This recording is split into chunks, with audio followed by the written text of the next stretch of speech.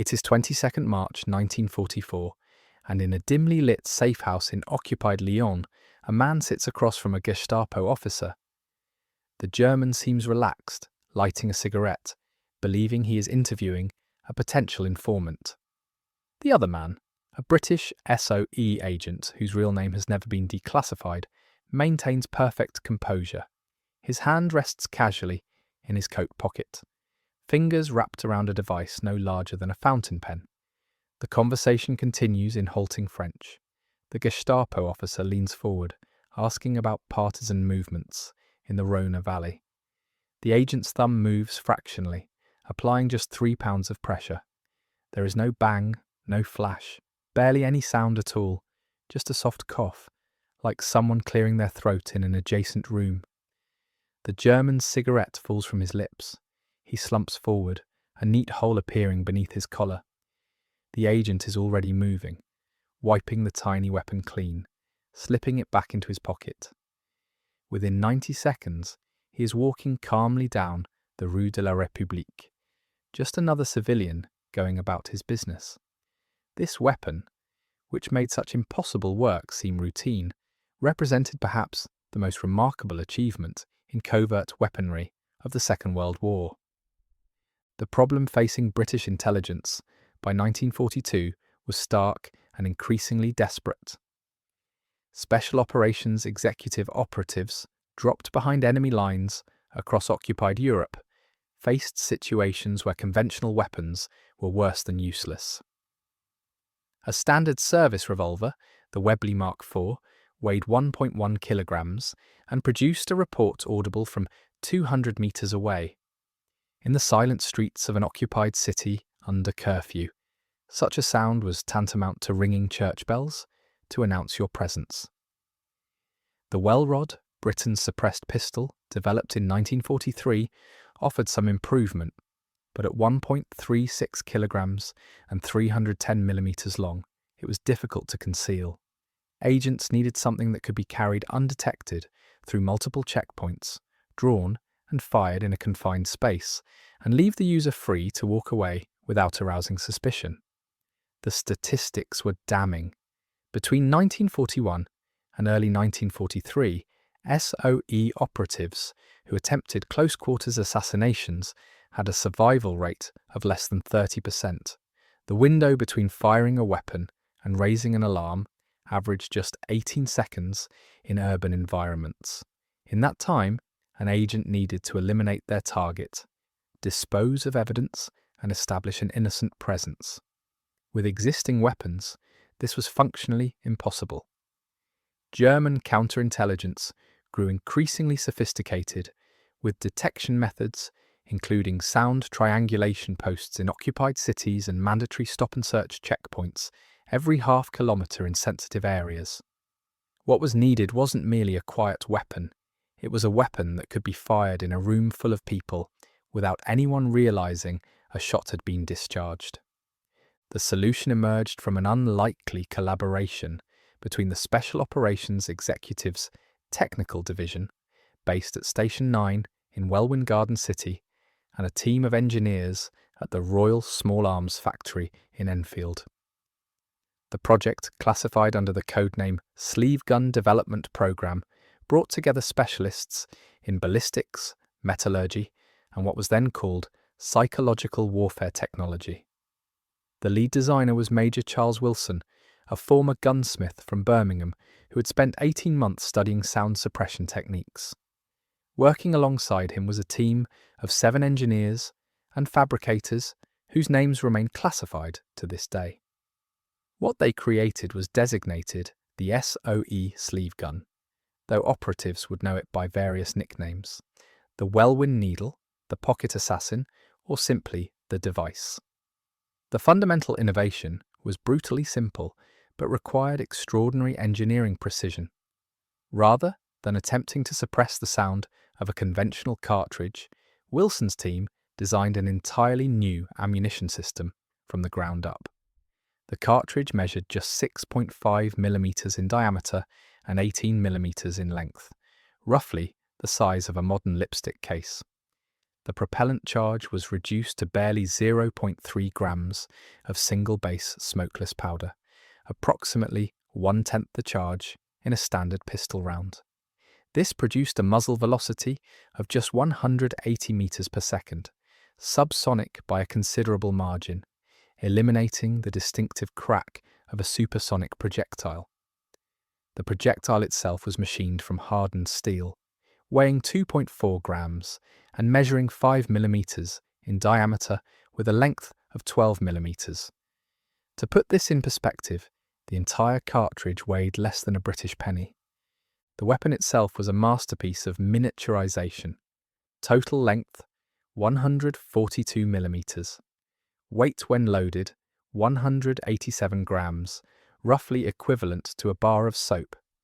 The barrel was just 89 millimeters long, machined from high-grade steel and rifled with 4 grooves at a 1 in 180 twist rate.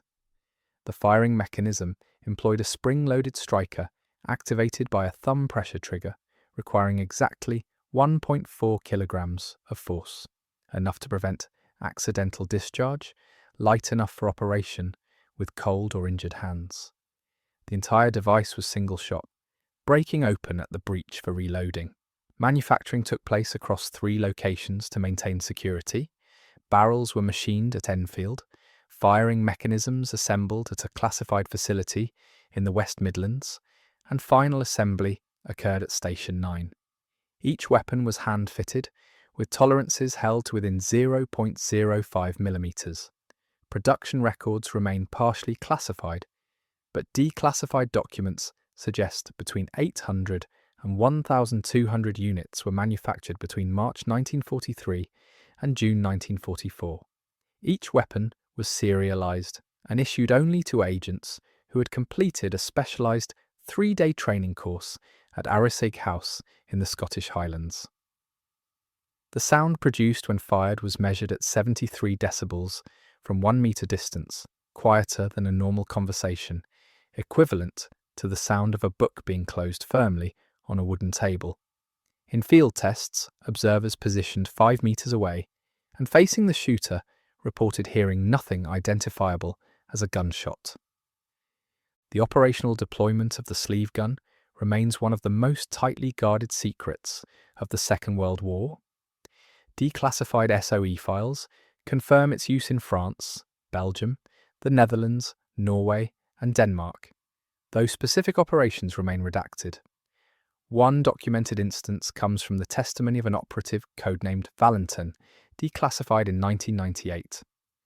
Operating in occupied Paris in August 1944, Valentin used the weapon to eliminate a Gestapo informant in a crowded café near the Gare de Lyon.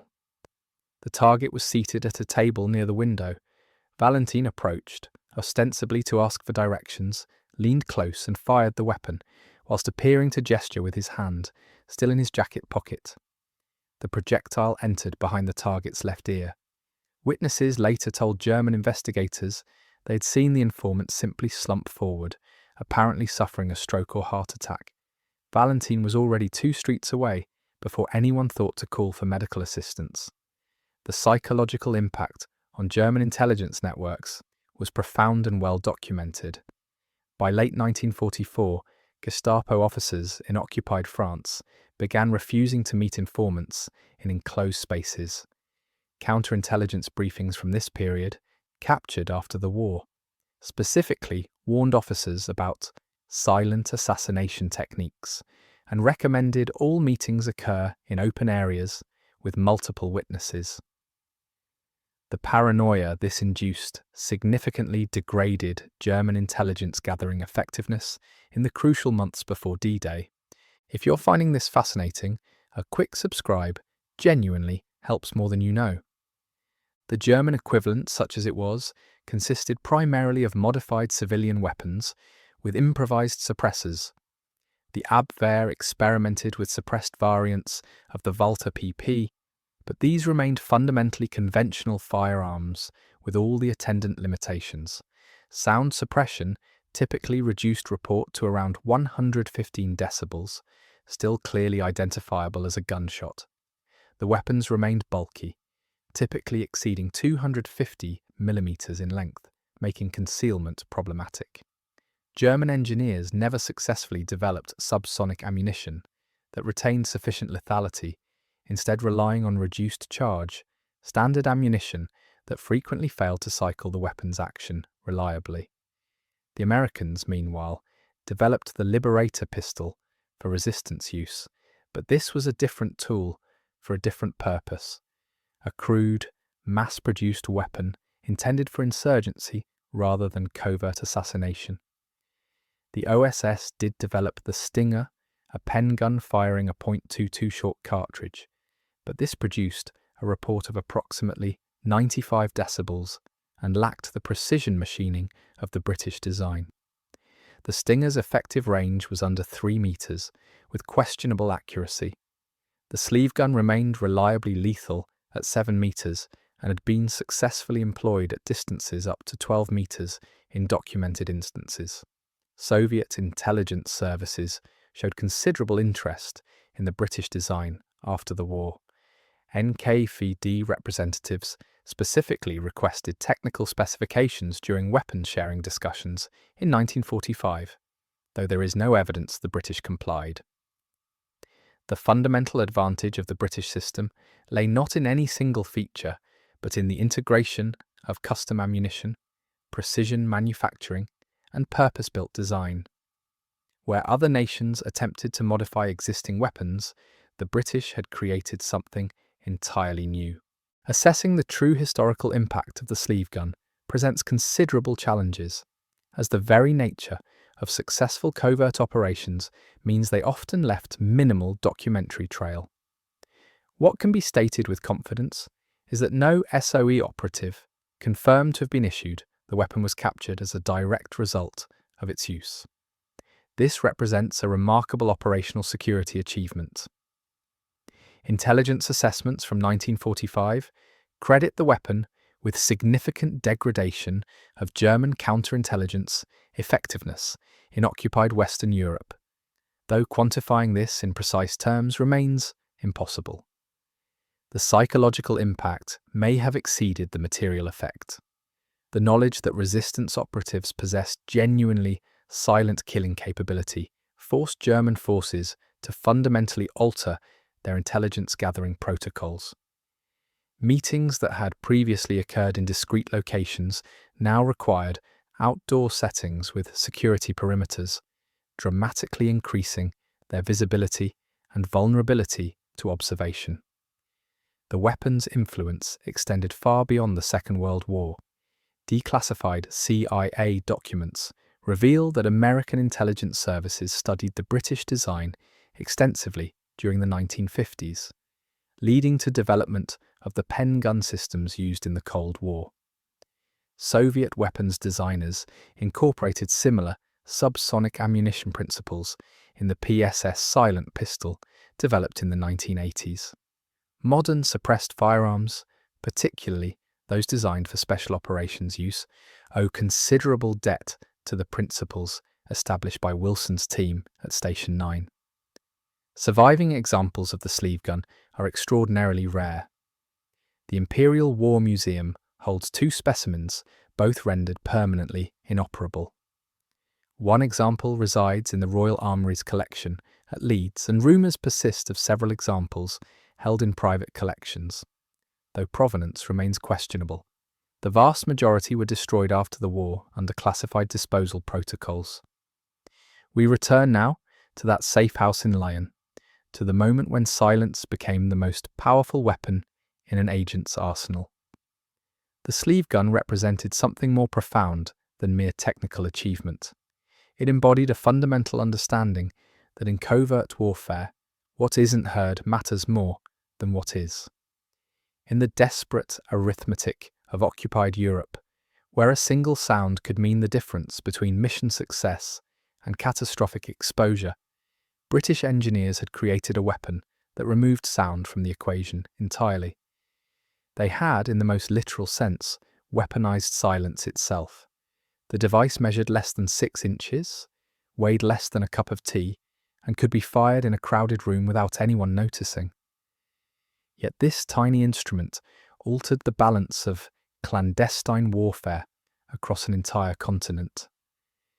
German counterintelligence officers, men who had built careers on ruthless efficiency, found themselves unable to protect their own networks from an enemy they could neither see nor hear. Informants who had felt safe in the shadows discovered that silence offered no sanctuary.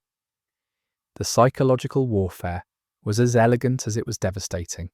Every unexplained death, every informant who simply stopped reporting, every officer who collapsed without apparent cause added another increment to the paranoia that slowly corroded German intelligence operations from within. Production numbers may have been limited, documented kills may be impossible to verify precisely, but the weapon's influence rippled far beyond the individual operations in which it was employed. In creating a tool for the specific and terrible work of close-quarters assassination, British engineers had built something that transcended its mechanical function. They had created doubt and fear and the certain knowledge that in occupied Europe, death could arrive in absolute silence, without warning, without witness, without mercy. The sleeve gun remains classified in operational details to this day, not because the technology is particularly relevant to modern warfare, but because some secrets, once revealed, can never be fully contained. It stands as testament to a moment when desperate necessity, brilliant engineering, and the brutal requirements of total war combined to produce something genuinely remarkable. A weapon that killed by stealth, left no trace, and made the impossible work of espionage just fractionally less impossible.